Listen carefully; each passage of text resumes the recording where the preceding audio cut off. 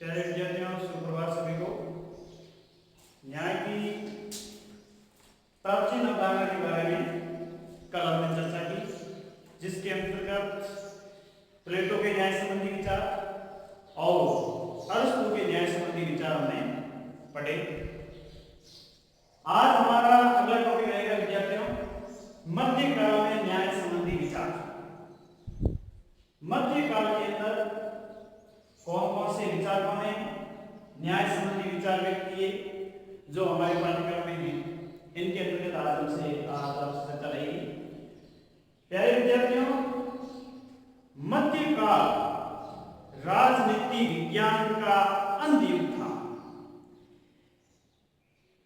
धर्मांधता, pope पदवियों का वर्चस्व और अंधविश्वास, कुंठा की भावना, इन सभी के कारण विद्यार्थियों मध्यकाल के अंदर ज्यादा न्याय संबंधी चर्चाएं नहीं हुई, क्योंकि वहां तो जो पोप पदवियों का हुक्म था वही मानना पड़ता था, और अगर किसी ने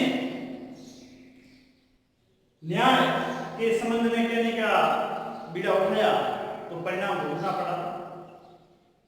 सेवा मालवा जैसे विद्वान व्यवस्था के खिलाफ खड़े हो गए और अंधविश्वास का विरोध करने लगे तो जिंदा जला दिया गया। तो इस प्रकार से मध्यकाल एक अंध युग था, लेकिन फिर भी कुछ विद्वान हुए जिन्होंने न्याय संबंधी विचार व्यक्त किए। उसमें पहला नाम आता है विद्यार्थियों सेंट ऑगस्टाइन का। सेंट ऑगस्टाइन का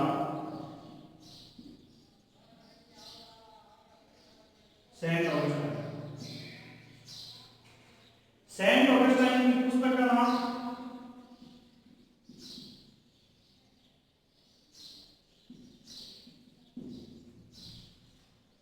the city of God.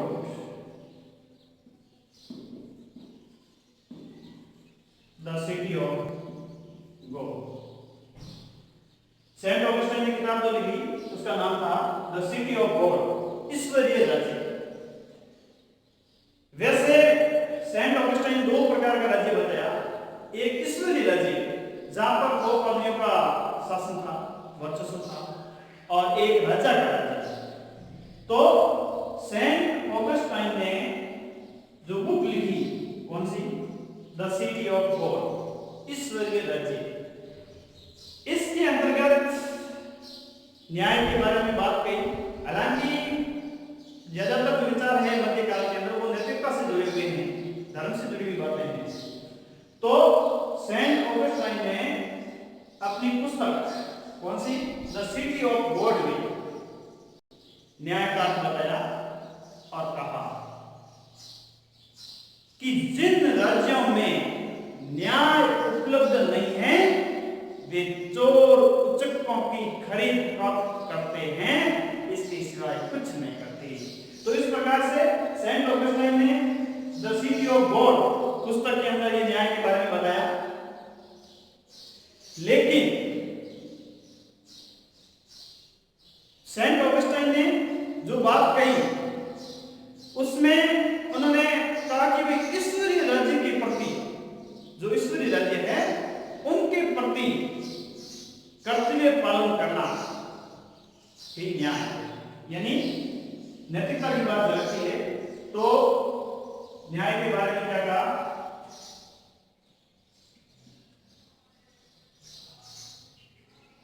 The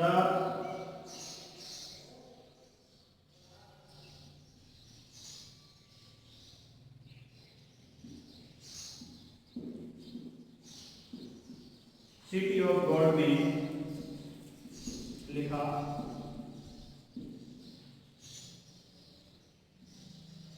कि जिन राज्यों में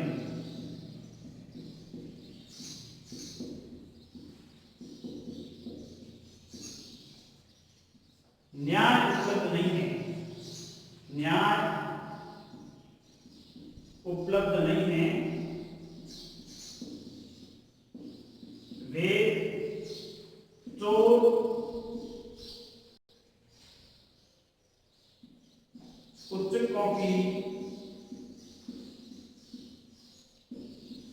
खरीद फरोख्त करते हैं, खरीद फरोख्त करते हैं। यानी ईश्वरीय राज्य जो है इनके प्रति कर्तव्य पालन करना ही न्याय है। दूसरे विद्वान हुए विद्यार्थी मध्यकाल के अंदर, जिसका नाम था थॉमस एक्विनस। क्योंकि मध्यकाल में मैं पहले बता चुका हूं कि उसके बोलने के कारण ज्यादा विचार नहीं ज्यादा विचार है न्याय के बारे में। तो एक विचार जो है सेंट ऑगस्टाइन का है, जिसमें द सिटी ऑफ गॉड में लिखते हैं कि जिन राज्यों में न्याय उपलब्ध नहीं है वे चोर उच्चकों की खरीद फरोख्त करते हैं। इस प्रकार से एक और विद्वान है जिनका नाम है थॉमस एक्विनोस। प्यारे विद्यार्थियों, थॉमस एक्विनोस ने एक राजनीति में एक विज्ञान की दृष्टि से मध्यकाल में अध्ययन करने का प्रयास किया, और इसलिए थॉमस एक्विनोस को मध्यकाल का अरस्तु कहा जाता है। थॉमस एक्विनोस को मध्यकाल का अरस्तु कहा जाता है। अब थॉमस एक्विनोस ने क्या कहा कि न्याय का अर्थ जो होता है वो एक कर्तव्य पालन से जुड़ा हुआ है, जिनकी व्यवस्था मांग करती है। तो एक व्यवस्थित और अनुशासित जीवन जीना, व्यवस्थित और अनुशासित जीवन जीना तथा कर्तव्य पालन करना। कौन से कर्तव्यों का पालन करना? जिनकी व्यवस्था मांग करती है। व्यवस्था ने कौन से कानून बनाए हैं, उस कानूनों का पालन करना हमारा कर्तव्य बनता है। तो इस प्रकार से थॉमस एक्विनोस ने कहा व्यवस्थित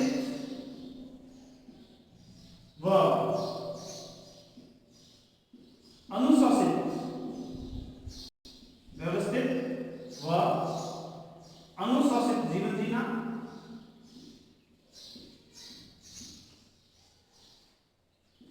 तथा निश्चित कर्तव्य पालन करना, निश्चित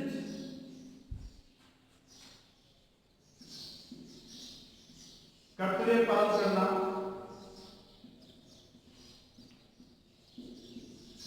जिनकी व्यवस्था मांग करती है, जिनकी व्यवस्था मांग करती है। ये कर्तव्य जो व्यवस्था ने, शासन ने, सरकार ने, सत्ता ने जो निर्धारित किए हैं, उन कर्तव्यों का हमें पालन करना है। तो एक व्यवस्थित और अनुशासित जीवन जीना तथा निश्चित कर्तव्य पालन करना जिनकी कौन मांग करती है? व्यवस्था मांग करती है। ताकि व्यवस्था के अनुसार चलेंगे तो किसी प्रकार अराजकता की स्थिति समाज के अंदर उत्पन्न नहीं होगी। तो आपके पाठ्यक्रम में विद्यार्थियों मध्यकाल के अंदर दो विचारकों के एक विचार है, एक सेंट ऑगस्टाइन के हैं और एक थॉमस एक्विनोस के हैं। तो इस प्रकार से विद्यार्थियों ये हुए हमारे मध्यकाल में न्याय संबंधी विचार। एक बार वापस दोहरा देता हूं। सेंट ऑगस्टाइन जिन्होंने पुस्तक लिखी the city of God, city of God में क्या लिखा कि जिन राज्यों में न्याय उपलब्ध नहीं है वे चोर उच्चकों की खरीद फरोख्त करते हैं। और दूसरे विद्वान है विद्यार्थी थॉमस एक्विनोस, जिससे मध्यकाल का क्या कहा जाता है? अरस्तु कहा जाता है। उन्होंने कहा कि व्यवस्थित व अनुशासित जीवन जीना तथा निश्चित कर्तव्य पालन करना जिनकी व्यवस्था मांग करती है, वैसे अपनी मर्जी से नहीं, जिनकी व्यवस्था मांग करती है, तो ये हमारा न्याय है एक्विनोस के अनुसार। तो इस प्रकार से विद्यार्थियों ये हमारा हुआ मध्यकाल में न्याय संबंधी विचार। अब विद्यार्थियों पहले हमने प्राचीन काल में न्याय संबंधी विचारों में दो विद्वानों की बातें पढ़ी, और जिसके अंतर्गत प्लेटो, अरस्तु। फिर मध्यकाल के अंदर हमने दो विद्वानों के विचार पढ़े, एक का नाम सेंट ऑगस्टाइन, संत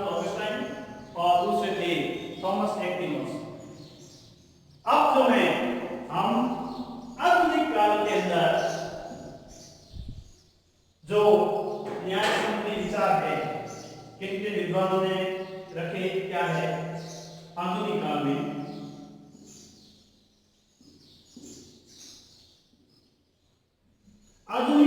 न्याय संबंधी विचार।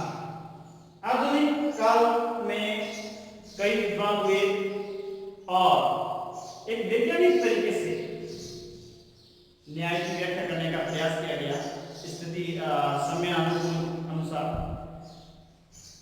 तो वैसे आधुनिक काल के अंदर न्याय संबंधी विचारों में सबसे महत्वपूर्ण विचार माने जाते हैं विद्यार्थियों जॉन रॉस के। लेकिन हम व्यवस्थित पढ़ेंगे और सभी विद्वानों के जिन बातें कही है उनकी भी बात करते हैं। तो सबसे पहले हम बात करेंगे विद्यार्थियों आधुनिक काल में न्याय संबंधी विचारों में डेविड ह्यूम की। इसकी बात करेंगे डेविड ह्यूम। डेविड ह्यूम ने न्याय के बारे में क्या कहा, आधुनिक विचारक माने जाते हैं डेविड ह्यूम, ठीक है ना। डेविड ह्यूम ने सीधी सी बात कही कि नियमों का पालन करना ही न्याय है। जो हमारे लिए सरकार ने नियम निर्धारित किए हैं, शासन ने जो हमारे लिए नियम बनाए हैं, उन नियमों का पालन करना ही न्याय है। तो डेविड ह्यूम ने क्या बात कही, नियमों का पालन ही न्याय है। नियमों का पालन ही न्याय है। नियमों का पालन ही न्याय है। ये बात किसने कही, डेविड ह्यूम ने कही। आधुनिक काल में दूसरी बात आती है जेरेमी बेंथम की। जेरेमी बेंथम कौन थे? जेरेमी बेंथम उपयोगितावाद के प्रवर्तक। उपयोगितावाद के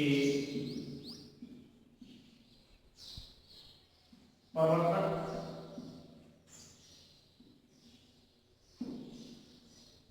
ये जेरेमी बेंथम जो हैं नैतिकता को नहीं मानते थे। इन्होंने कहा कि ये प्राकृतिक अधिकार, प्राकृतिक नियम ये तो सब बकवास है, कुछ नहीं है।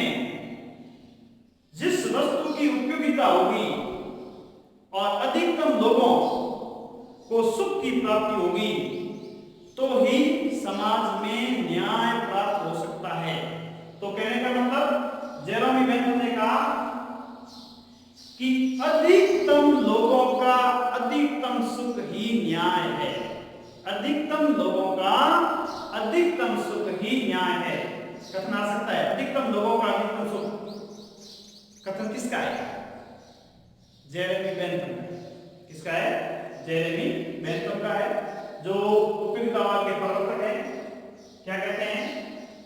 अधिकतम लोगों का अधिकतम लोगों का अधिकतम लोगों का अधिकतम सुख, अधिकतम लोगों का अधिकतम सुख, अधिकतम लोगों का अधिकतम सुख ही न्याय है। अधिकतम लोगों का अधिकतम सुख ही न्याय है। तो ये जेरेमी बेंथम, जिसे उपयोगितावाद के प्रवर्तक कहा जाता है, उन्होंने कहा अधिकतम लोगों का अधिकतम सुख ही न्याय है। फिर अगले विद्वान आते हैं आधुनिक काल के अंदर, जिनका नाम है J.S. Mill, John Stuart Mill. John Stuart Mill. John Stuart Mill विद्यार्थियों जेरेमी बेंथम के शिष्य थे और इन्होंने उपयोगितावाद की एक वास्तविक व्याख्या की। क्योंकि जेरेमी बेंथम जो हैं सिर्फ उपयोगितावाद में मात्रात्मक भेद को स्वीकार करते थे, जबकि जेएस मिल ने मात्रात्मक के साथ साथ गुणात्मक भेदों को भी स्वीकार किया और उपयोगितावाद को एक नया रूप प्रदान किया। जेएस मिल, जॉन स्टुअर्ट मिल और उपयोगितावाद की किताब का नाम लिए तो जॉन स्टुअर्ट मिल जो है इन्होंने कहा कि प्रत्येक व्यक्ति नैतिक नियमों का पालन स्वयं की सुरक्षा के लिए करता है, स्वयं की सुरक्षा के लिए करता है और दूसरे लोग भी जो हैं सुरक्षा स्वयं की सुरक्षा के लिए इन नैतिक नियमों को मानते, बाकी कोई नैतिक नियमों को मानने के लिए मानते नहीं, लेकिन स्वयं की सुरक्षा हो जिससे दूसरा हमारे ऊपर आक्रमण नहीं करे तो स्वयं की सुरक्षा के लिए ही नैतिक नियमों को मानते हैं। और उपयोगितावाद जो है या उपयोगिता जो है वो न्याय का मूल मंत्र है। उपयोगिता जो है वो न्याय का मूल मंत्र है। प्रत्येक व्यक्ति नैतिक नियमों का पालन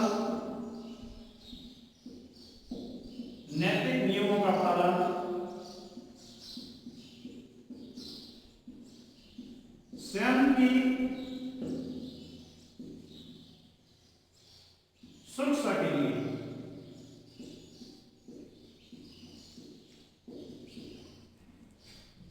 करता है तथा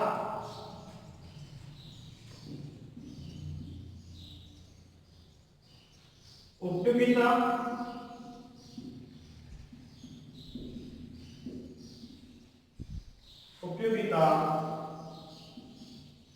न्याय का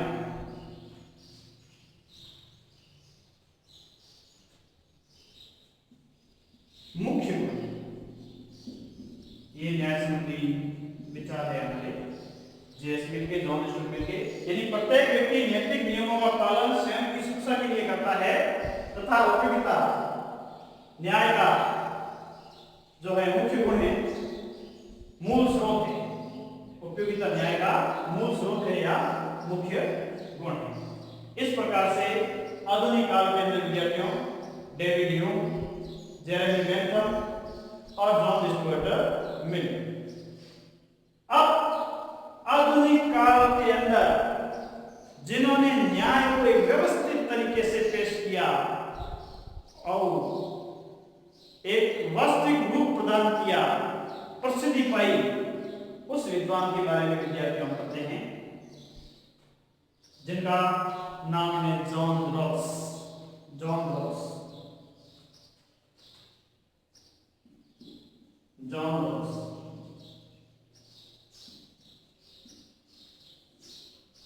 रॉस के न्याय संबंधी विचार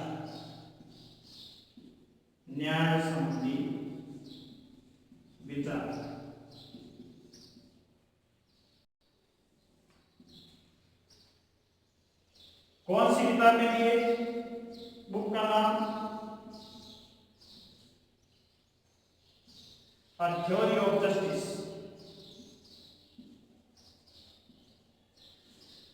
A Theory of Justice, ये किताब का नाम है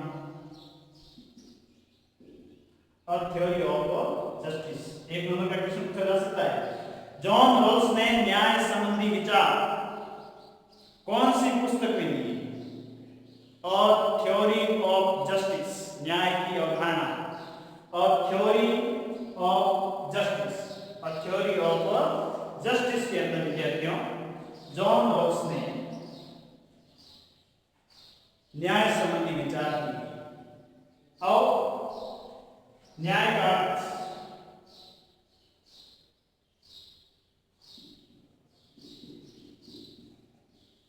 जॉन रॉस के अनुसार न्याय क्या है? जॉन रॉस के अनुसार न्याय, ध्यान से सुनिए। जॉन रॉस, एक बार आपको पूछा जा सकता है कि जॉन रॉस ने न्याय संबंधी विचार कौन सी किताब में दिए? तो थ्योरी ऑफ जस्टिस के अंदर जॉन रॉस ने न्याय संबंधी विचार दिए और न्याय के बारे में क्या कहा? समाज में प्राथमिक वस्तुएं, ध्यान से सुनिए, समाज में प्राथमिक वस्तुएं कौन सी? प्राइमरी थिंग, प्राथमिक वस्तुएं कौन कौन सी? अधिकार है, स्वतंत्रता है, समानता है, संपत्ति है, सुरक्षा है। ये सब हमारे समाज के अंदर प्राथमिक वस्तुएं मानी जाती है। तो प्राथमिक वस्तुओं का जॉन रॉल्स के अनुसार समाज में प्राथमिक वस्तुओं का न्यायपूर्ण वितरण, कैसा वितरण? न्यायपूर्ण वितरण ही न्याय है। एक बार वापस सुनिए, जॉन रॉल्स के अनुसार न्याय क्या है? समाज में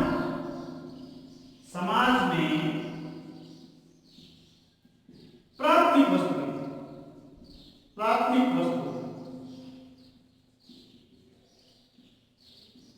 वस्तुएं कौन कौन सी?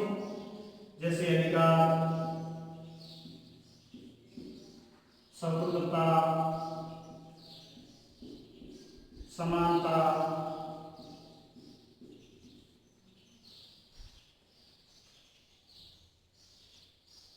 आदि। समाज में प्राथमिक वस्तुओं का कैसा वितरण होना चाहिए? न्यायपूर्ण वितरण। प्राथमिक वस्तुओं का न्यायपूर्ण वितरण क्या है?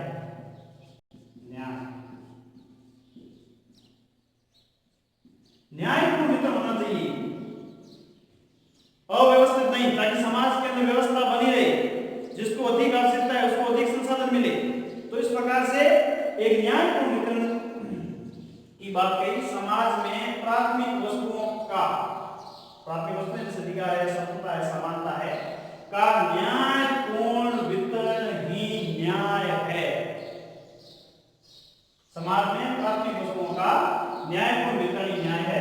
जॉन रॉल्स ने कौन सी पुस्तक में न्याय संबंधी विचार दिए? थ्योरी ऑफ जस्टिस के अंदर दिए। अब न्याय के संबंध में दो सिद्धांत, न्याय के सिद्धांत,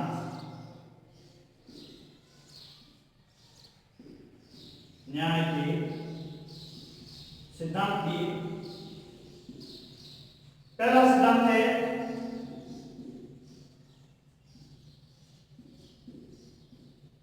अधिकतम स्वतंत्रता का सिद्धांत। अधिकतम स्वतंत्रता का सिद्धांत।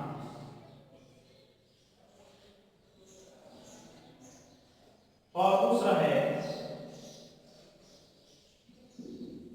अज्ञानता का आधार,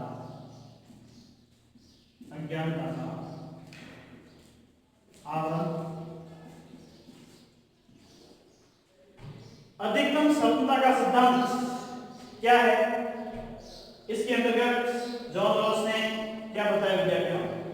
तो अधिकतम स्वतंत्रता की बात की जाए तो जॉन रॉल्स ने कहा कि समाज के अंदर अधिकतम स्वतंत्रता की व्यवस्था की जाए, अधिक से अधिक स्वतंत्रता दी जाए, ताकि रिस करके प्रत्येक व्यक्ति तक पहुंच जाए, कमजोर लोगों तक भी पहुंच जाए। यानी अधिकतम स्वतंत्रता का सिद्धांत स्वतंत्रता के लिए आवश्यक है, ताकि सभी व्यक्तियों को स्वतंत्रता उपलब्ध हो सके। यह है अधिकतम स्वतंत्रता का सिद्धांत। और इसके अंतर्गत विद्यार्थियों एक कमजोर कड़ी की बात भी कहते हैं। जैसे एक जंजीर है, जमीन नाप के लिए जंजीर का उपयोग लिया जाता है। जैसे तो वो जंजीर एक निश्चित नाप से बनी हुई है, कितनी लंबी है, ताकि अधिक जमीन को नापने में का उपयोग किया जा सके। अब वो जंजीर कितनी भी मजबूत क्यों नहीं हो, लेकिन उसमें मान लीजिए एक कड़ी भी कोई कमजोर है, तो जब तक उस कमजोर कड़ी को मजबूत नहीं किया जाएगा तब तक वो जंजीर कोई काम की नहीं है। अगर जंजीर को मजबूत बनाना है तो सबसे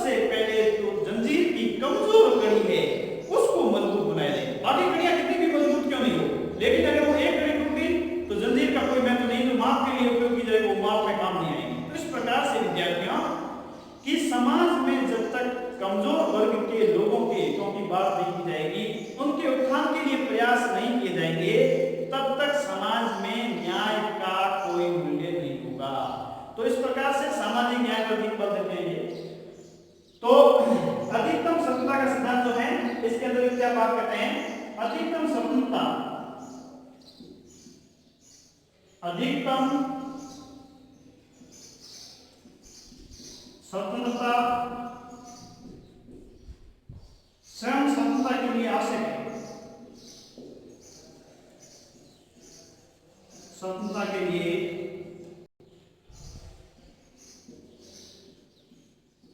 आवश्यक है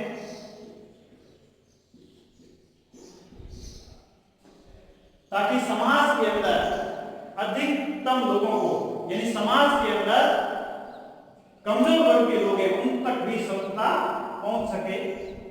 मुख्य जो सिद्धांत है विद्यार्थियों वो है अज्ञानता का आवरण या अज्ञानता का पर्दा। इसके बारे में हम चर्चा करेंगे। क्या है अज्ञानता का पर्दा? ये जॉन रॉल्स का महत्वपूर्ण सिद्धांत है, कई बार परीक्षाओं के अंदर पूछा गया है। तो क्या है अज्ञानता का पर्दा, इसके बारे में दूसरा सिद्धांत जो है न्याय का, जॉन रॉल्स का, अज्ञानता का पर्दा।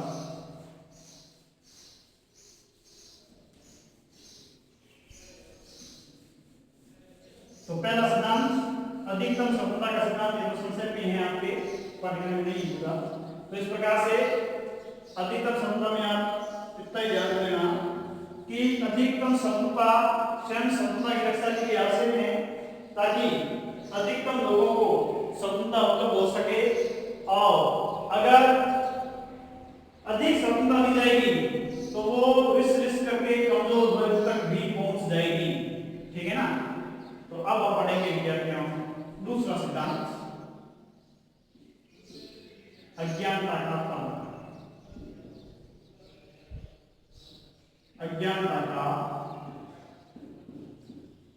पर्दा या अज्ञानता का आवरण। The well of ignorance, the well of ignorance, अज्ञानता का पर्दा। क्या है अज्ञानता का पर्दा, पहले समझ लीजिए फिर ध्यान से सुनिए। अज्ञानता का पर्दा क्या मतलब है? नैतिकता से परे एक ऐसी स्थिति, नैतिकता से परे एक ऐसी स्थिति जिसके अंतर्गत विवेकपूर्ण स्थिति हो, भेदभाव से परे हो, नैतिकता व भेदभाव से परे एक ऐसी स्थिति जिसमें कानून बनाने वाली संस्था को यह ज्ञात नहीं होना चाहिए कि वो किन के लिए कानून बना रही है, यानी कैसे वर्गों के लिए कानून बना रही है। जब कानून बनाने वाली संस्था को यह ज्ञात नहीं होगा कि वे किन के लिए कानून बना रही हो तो वो भेदभाव रहित कानून बनाए जाएंगे। इस प्रकार से जिन लोगों के लिए कानून बन रहे हैं या जो लोग समाज में रह रहे हैं वो भी एक अज्ञानता के आवरण में रहे।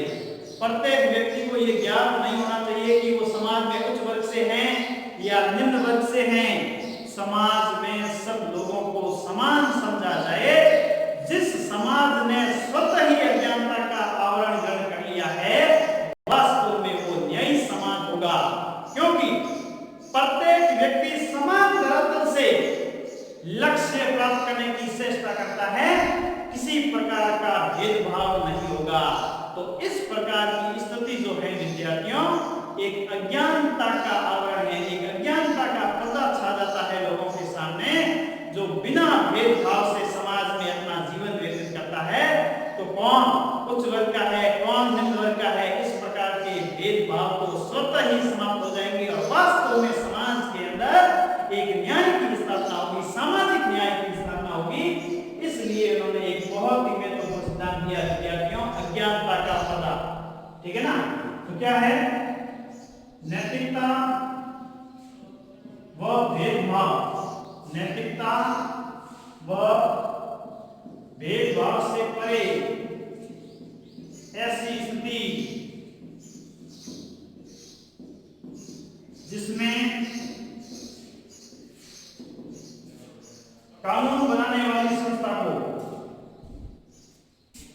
कानून बनाने वाली संस्था को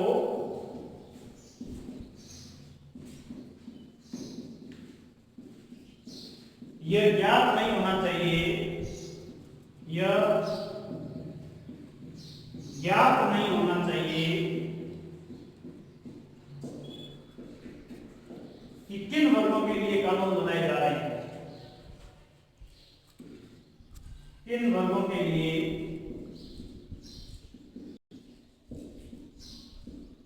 कानून बनाए जा रहे हैं, बनाए जा रहे हैं, ताकि निष्पक्ष कानून, ताकि निष्पक्ष कानून बन सके तथा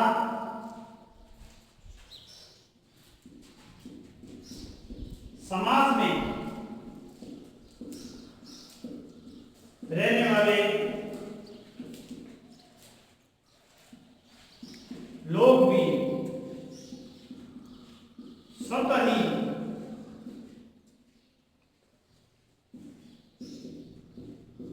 अज्ञानता के पर्दे में रहे,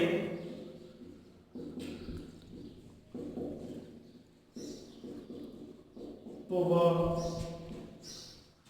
समाज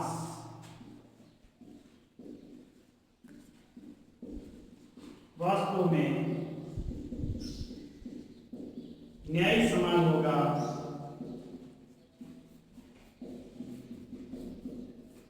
जहां प्रत्येक व्यक्ति समान धरातल से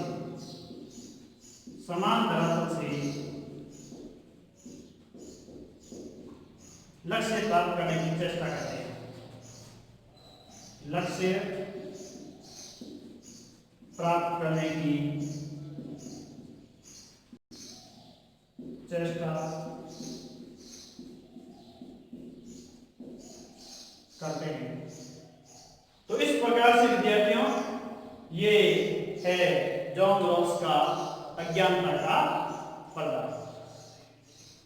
यानी नैतिकता और भेदभाव से परे ऐसी स्थिति जिसमें कानून बनाने वाली संस्था को यह ज्ञात नहीं होना चाहिए कि किन वर्गों के लिए कानून बनाए जा रहे हैं, ताकि निष्पक्ष कानून बना सके, तथा समाज में रहने वाले लोग भी स्वतः ही अज्ञानता के पर्दे में रहे, तो वह समाज वास्तव में न्यायी समाज होगा, जहां प्रत्येक व्यक्ति समान धरातल से जो है लक्ष्य प्राप्त करने की चेष्टा करते हैं। ऐसे अज्ञानता के वातावरण में रह करके एक न्यायी समाज की स्थापना की जा सकती है। तो इस प्रकार से विद्यार्थियों, ये हमारे आधुनिक न्याय के बारे में जो विचार थे वो समस्त विचारों के बारे में पढ़ा, और आधुनिक न्याय का जो हमारा टॉपिक है वो पूरा हुआ। इसके आगे की चर्चा कल की क्लास में करेंगे। धन्यवाद।